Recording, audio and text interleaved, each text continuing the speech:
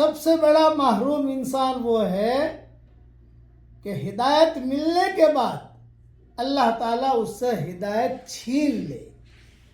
اب یہ محرومی سے بچنے کا کیا راستہ ہے؟ ایک دعا پڑھا رہا ہوں، پڑھیے آپ۔ ربنا لا تزغ قلوبنا بعد اذ ہدیتنا وہب لنا من لدنک رحمہ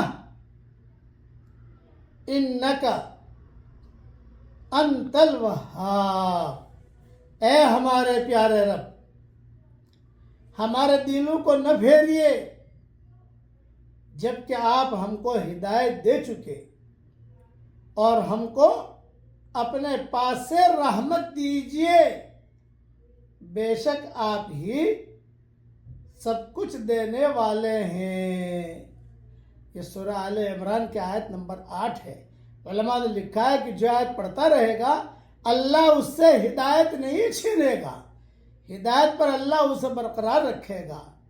اے اللہ، ہمارے دلوں کو تیرے دین کی طرف پھیر دے، اور جو آپ نے خیریں ہمیں دی ہیں ہمارے گناہوں کی وجہ سے تو ہم سے چھین مت لینا۔ یہ دعا میں مکہ مکرمہ سے کر رہا ہوں۔ اللہ تعالیٰ پوری امت کے لیے یہ دعا قبول فرمائے، آمین۔